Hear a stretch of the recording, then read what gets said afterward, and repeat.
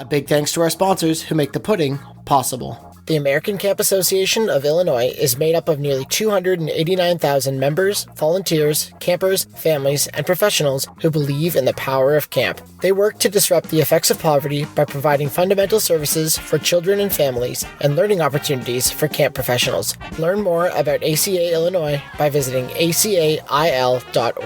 You know the impact you want to make in a child's life, but figuring out the day-to-day details can be overwhelming. Let Camptivities help you make that impact by streamlining the creation of your camp activity schedules. Schedule a demo at camptivities.com.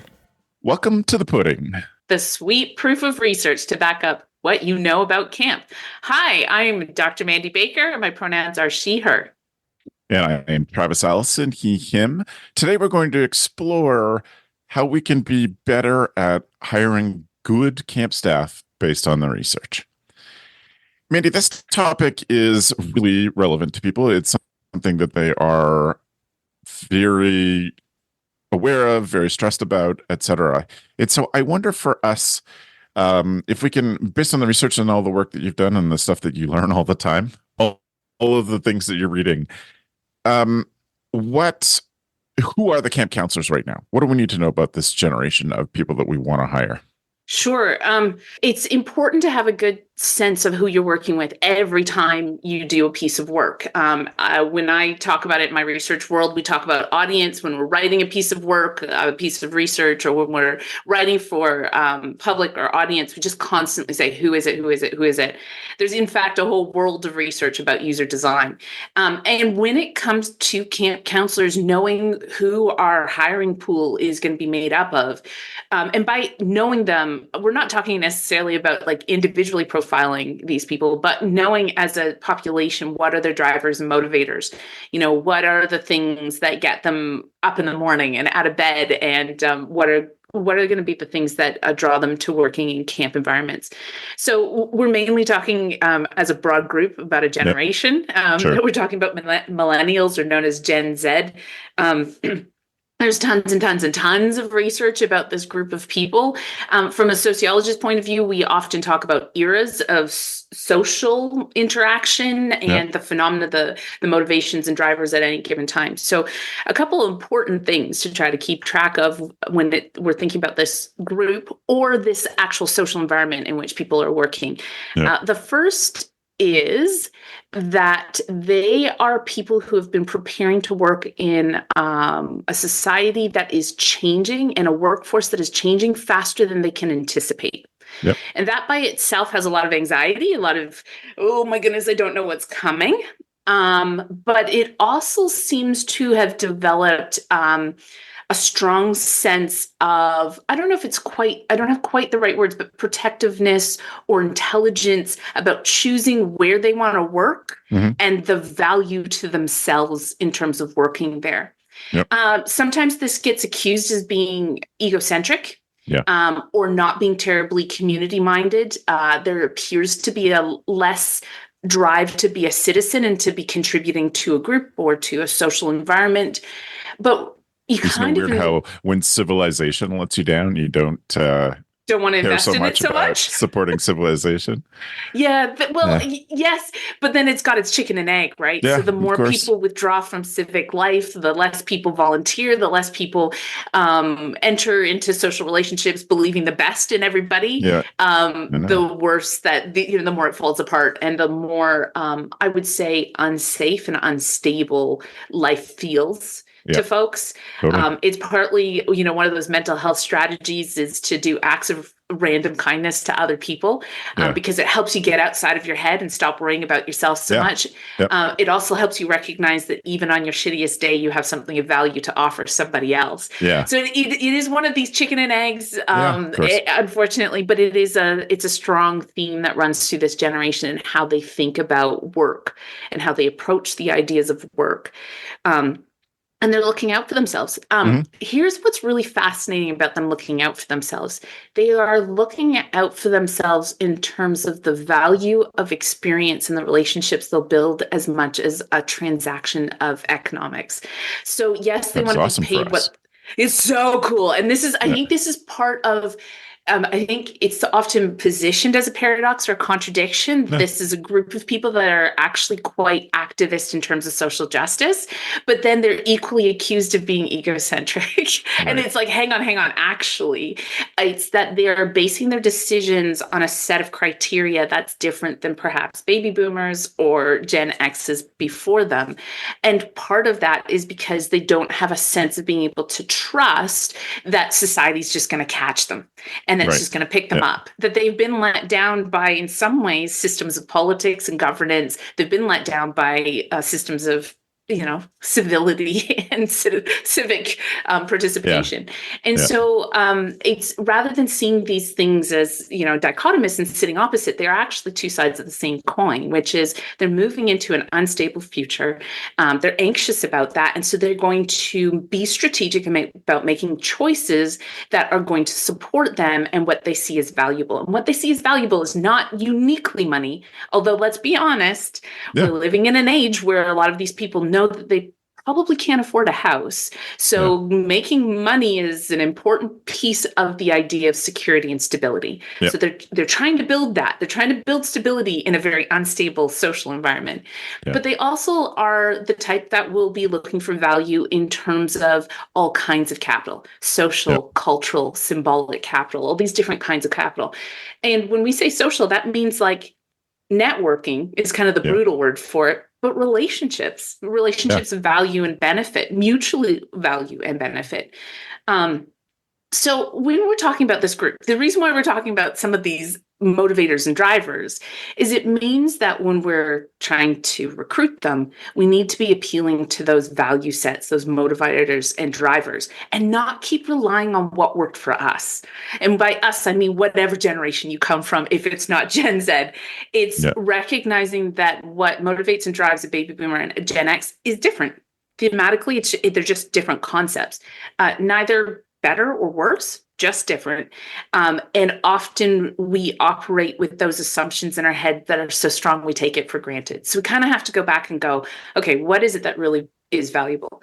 So keeping this in mind, it means that when you're offering your value proposition in a recruitment space, right, and part of your recruitment strategy is being able to articulate actually the values that go beyond simply money. Yes, money's going to be important and it needs to be fair, but it also needs to be talking about the kinds of like skills and ability benefits and development that they'll be able to achieve.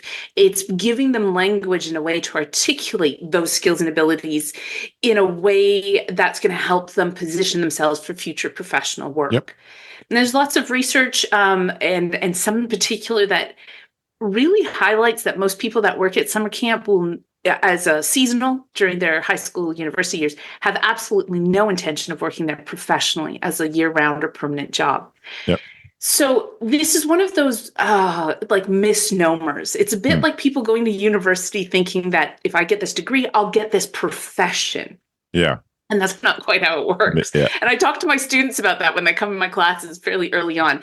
It's the only thing we can promise you is the opportunities and a rich environment for learning.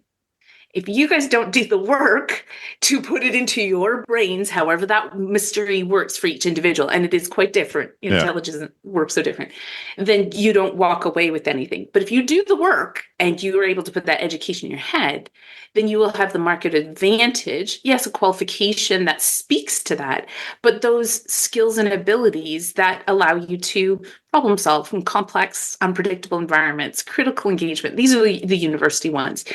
The camp ones aren't that different. But arguably maybe a little bit richer on the social and personal development side. So the emotional intelligence and social perceptiveness, that tends to be a lot higher through camp environments because that's a higher focus. It's a more intentional or intense. It might not be intentional, but intense social relationships. So what we want to do when we're telling people, and there's lots of great research that can tell you lots of different things that camp counselors or outdoor leaders are able to develop in these environments, these work environments. We also want to be able to, in our recruitment strategies, make it clear to the individual how they can transpose, transfer, and articulate that for their future professions. like I said, this is a generation that's looking for long-term stability, knowing they probably won't get it. So helping them strategize how to pull that stuff out and speak to it for the long term is actually quite helpful. And it'll draw them to want to work more with us. Right. Which is interesting because one of the things that I have noticed is that this is the whole camp industry, not just hiring, that the harder things get, the more people fall back on things that they have done before, while ignoring the fact that that never worked anyway. There's that. Yeah.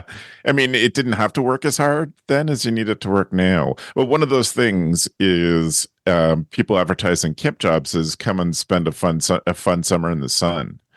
Yeah. And that is not motivating. And because there are some real trust issues about communication between generations, this utopic vision of what summer camp jobs can be, everybody's like, yeah, we know that's not the case. Well, there is some fun and some sun. Yes. And then there's the hard work. Scheduling affects every camper and every staff member's summer. It's easy to make mistakes, and it takes a ton of time. Bottom line, scheduling is hard, but it doesn't have to be. Let Camptivities help you create a balanced and engaging schedule without the mistakes and without those long days and late nights. Here's what Camptivities has to offer: auto scheduling, camper scheduling, group scheduling, elective scheduling, manual adjustments, over 50 different reports, tons of customizable settings, and so much more. If you're looking for a better way to schedule this summer, they would love to show you the next big thing in camp. Visit camptivities.com to set up a time to chat. Let Camptivities help you get away from your desk and back out to camp. I think this is a generation that is I'll say it. They're critical enough and insightful enough to call bullshit. Yeah. And they are a bit over. They're a bit over the fact that there tends to be, in a lot of different components of our lives, there tends to be this rhetoric that runs the surface, the superficial, and then there tends to be this reality. Yep. And camp, for a very long time, and still does, runs this rhetoric. Most of the people who work in camps for any kind of extended period of time is very aware of the reality. There seems to continue to be a fear to speak honestly about what the reality is in any kind of advertising, marketing, face-saving kind of way. And I mean, if you grew up with Trump in the background, and you have listened to adult commentary about the nonsense of that kind of governance rhetoric, and I'm using Trump because it's an exaggerated example, but this kind of rhetoric here, reality here. I mean, we can talk about Ford governments, we can talk about French government, we can talk about the British government. I mean, we've seen this happening in governance in a major television entertainment as well as news kind of way. If you've grown up in that generation, listen to the adults in your life criticize and often very intelligently and quite rightly that kind of rhetoric versus the kind of reality. You have this kind of group of critical or critiquing is well practiced. The catch, of course, and this can be frustrating for managerial generations, is they lack the life experience to understand what anchors that. And what grounds it, and when to step into it and when not to. So I have this sometimes with my students where they come in, that is the worst idea ever, and I'm a little like, okay, let's unpack this and understand what of this is really bothering them versus that kind of exaggerated, like they're the worst politician ever, and you're like, well, they're kind of a mix of all kinds of things, and you have to keep in mind there's all those dynamics that run behind the scenes, right? So it's very similar. We at camps have relied on, it'll be fun to work at camp and it'll be better than an office job. And the truth is, it is and it isn't. Yep. An office job, you finish at a certain hour, say 4 in the afternoon, 5 in the afternoon, and you're done. Yep. You didn't have to leave home. You can hang out with your usual friends. You can rest as much or as little as you want. You can go to a party with different friends each night. There's, but arguably, the repetition and the tediousness of the kinds of office jobs young people can get for a summer contract okay, it's frustrating, a little limiting. You can't stretch your legs. You may not be able to develop as many skills or abilities. Whereas the trade-off is, okay, you're in an intense, immersive environment at camp, but my goodness, your political diplomacy, your social perceptiveness, your emotional intelligence, whether you like it or not, as long as you are open to the learning process, you will grow, you'll develop, and you'll improve.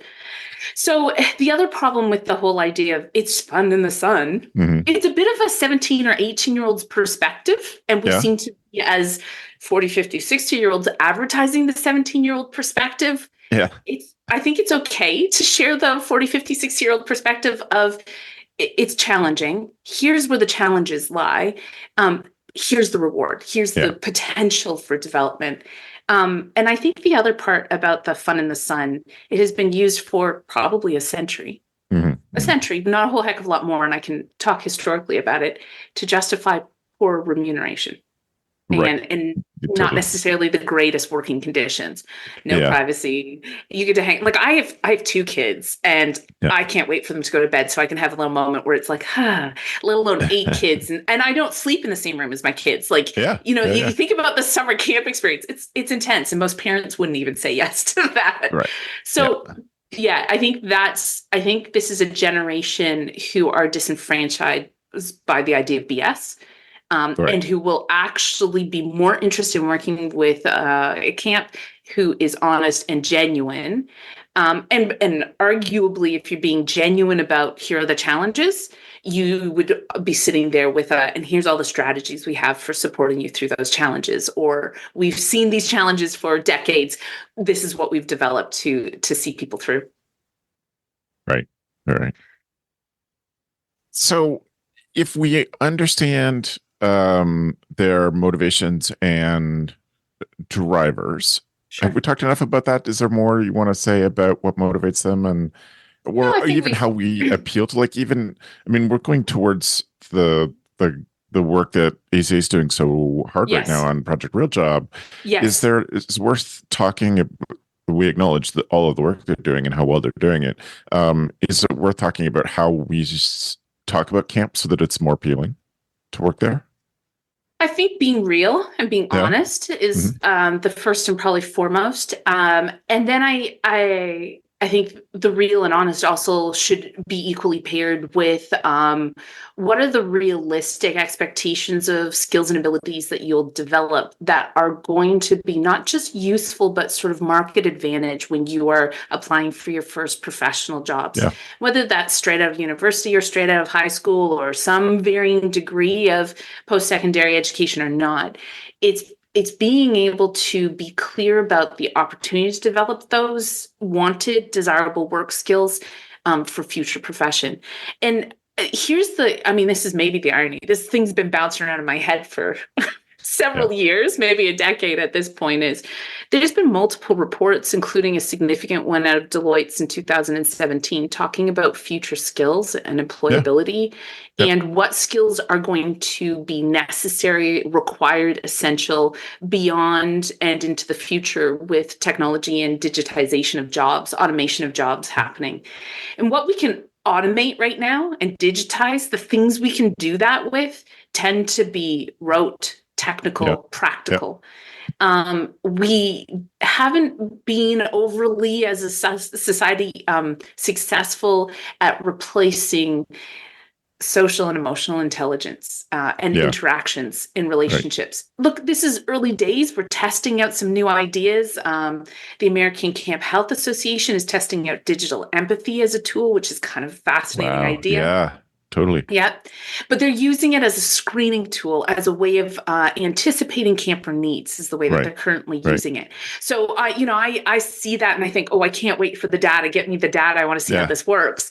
Yeah. I don't know that the intention is to replace relationships. It's to enhance them so that camp counselors and campers have an awareness prior and during what's going to make that kid tick and what's going to be successful. And I appreciate that when I sign my kids up to camp and they say, what's going to make your camper's experience the best? I'm like, do this, watch out for these ones. This is the button, Totally. And I think parents and children who having an honest awareness of themselves are really going to help camps be amazing. Because we can hand you the toolkit. Okay, here's the 3 triggers and here's the 3, praise points that are going to always work.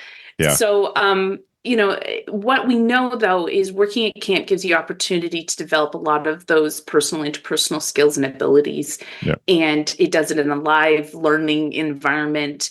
If it's well supported Instant by feedback management. and Oh my goodness. And instant trial. Yeah. Okay, so the kid melted down, so that doesn't work.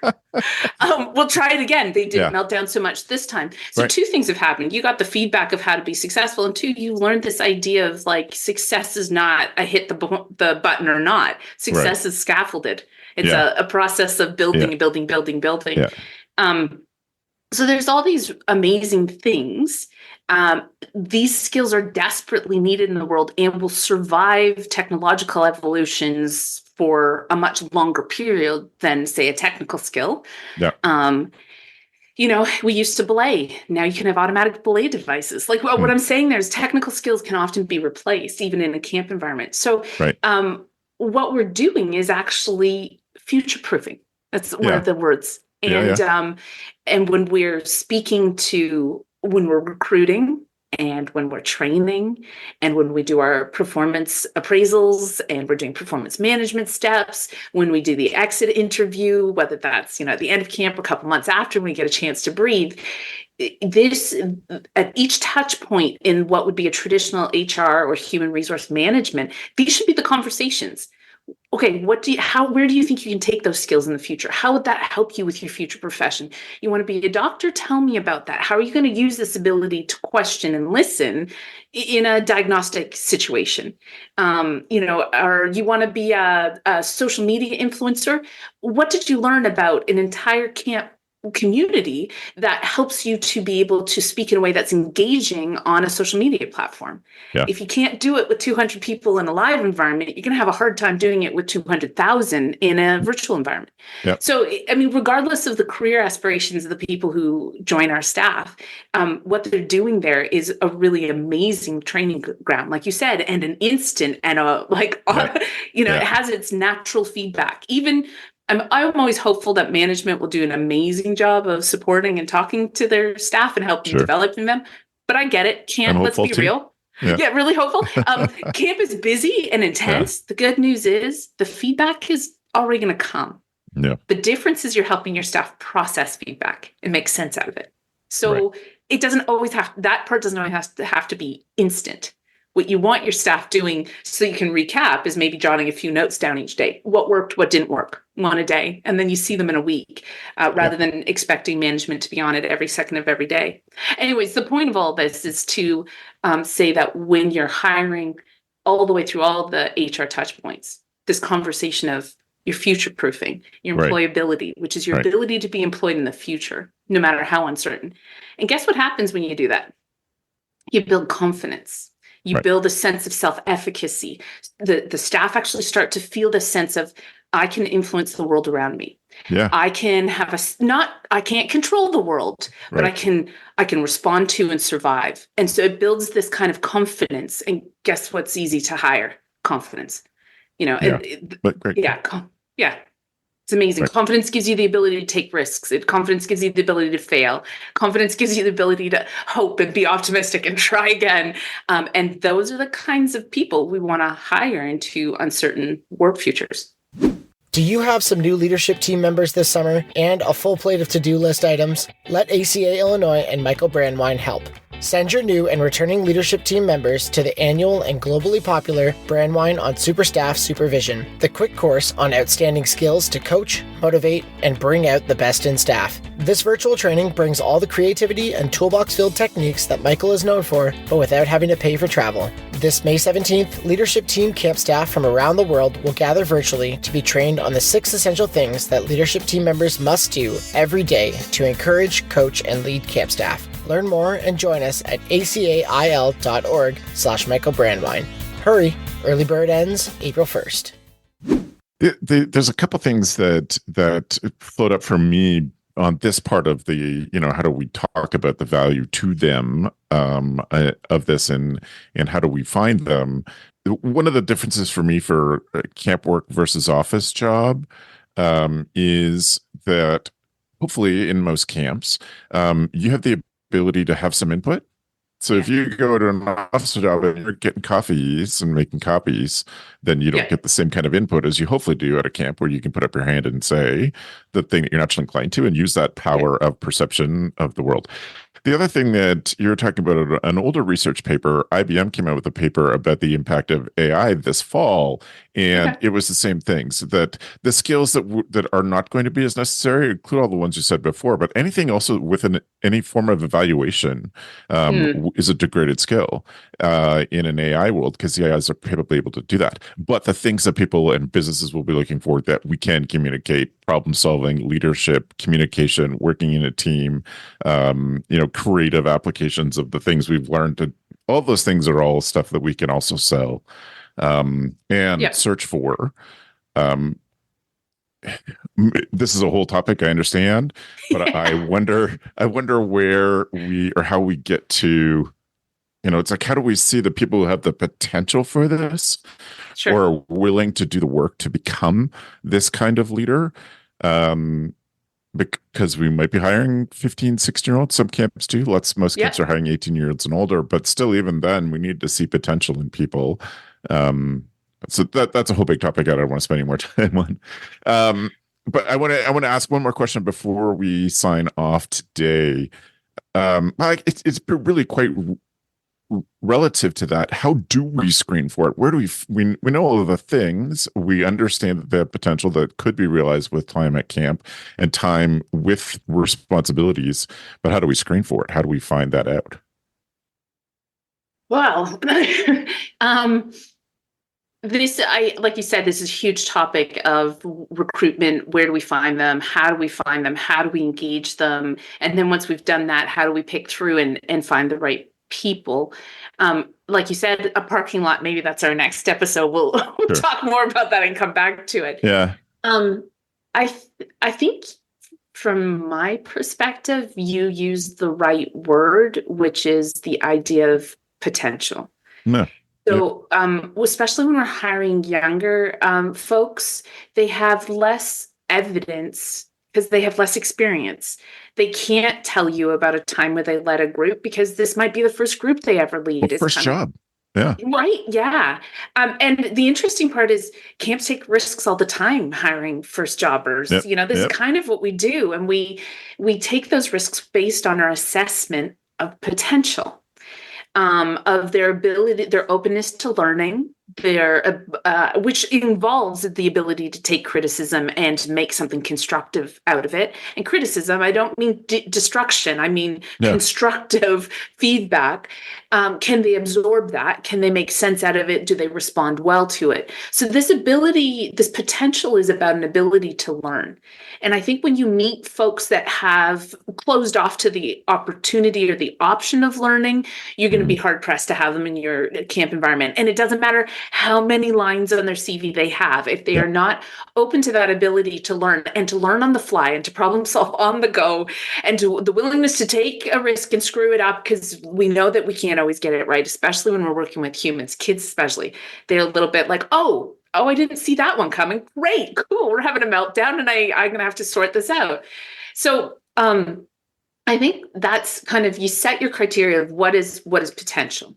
And I would invite every team management to have a brainstorm of what potential looks like. And I think that's where we let ourselves down when we go to the recruitment, is that we go in with philosophical ideas of what we want, but we don't anchor behavior. What does that look like in behavior? So, I mean, in my household, we have this conversation about words and actions, because people are coming to interviews who've got all the words. They practice the words. They ask AI to write the words. The ChatGPT will tell you your words. In fact, a lot of cover letters are being written by AI. At the end of the day, what we want to do is be able to see the actions that fit or mirror or represent the criteria that we've set for our camp. And every camp's going to have slightly different criteria based on what their goals and outcomes are. I think we've talked about this before. Camp has to be clear about what their mission and vision is. What's my vision? What's my mission? My vision, what do I want to do? My mission, how am I going to get there? Yeah. And then that needs to be reflected in everything you do. So that includes your position descriptions, that includes your hiring questions, that includes how you screen the cover letters. And ultimately, I think what you should be screening for is not pretty words, but examples that demonstrate action. Yeah. So a new 14 or 15-year-old has worked in teamwork, group work before. They've been doing it all the way through their schooling. Yeah. They've done it on teams, in clubs. They've done it. And what you want to ask is not, did you go to this club? Right. But what did you do? Yeah. And it's asking those questions of, what role do you play in a social group? So tell me about this club. Are you a loud upfront leader? Are you the behind the scenes supporter? Do you do administration? Do you just show up and leave? How many people do you talk to when you're there? These are all behaviors. So we set out potential. We set up what that potential looks and sounds like based on our mission and our vision. Mm-hmm. We then set up a new column. No joke. I do this in tables when I help folks sort these things out. And we write down what the behaviors look like. Right. A handful of examples. We're never going to get them all. There's lots of different behaviors. We write 3 or 4 examples of what that looks like in action. And then we screen looking for that. What are the actions? So then when someone comes into an interview and they say, I am an amazing upfront leader, you say, what does that look like? Can you give me an example of that in action? Do you have any pictures? Can you show me your social media feed? Do you have any video? Because, I mean, we live in a world where there's evidence of action everywhere. Yeah. And just to wrap this up with a cute little family story, my kids are responsible for getting themselves up and out in the morning. And I try to keep my fingers out of that as much as possible because I know that if I do too much, they become overly reliant on me. My kids are primary school education. So there is a risk of me wanting to manage their mornings and make sure they don't miss their bus. And there's always an impact for all of us. I'm going to be helping them get to school if they miss their bus.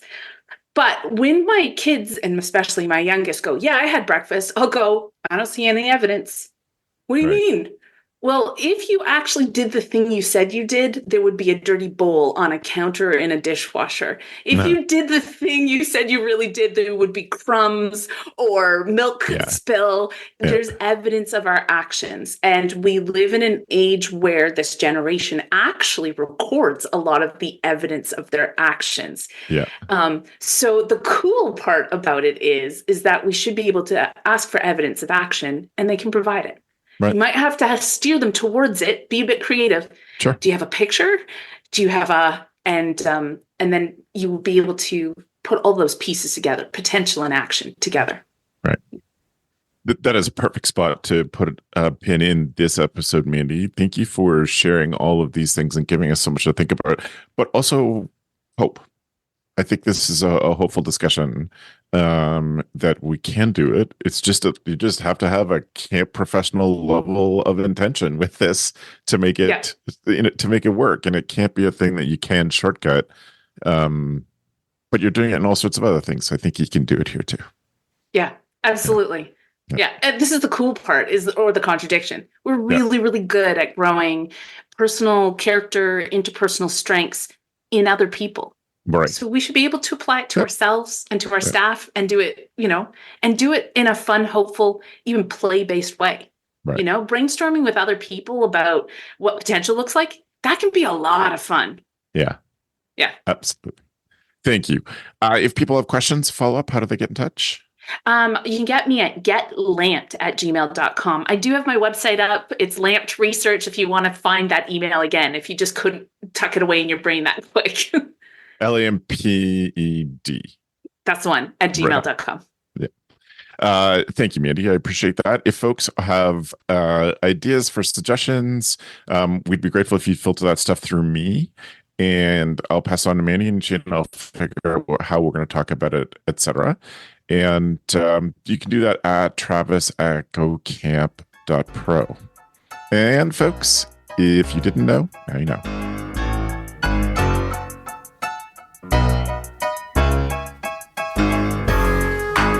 Go Camp Pro, way beyond the basics.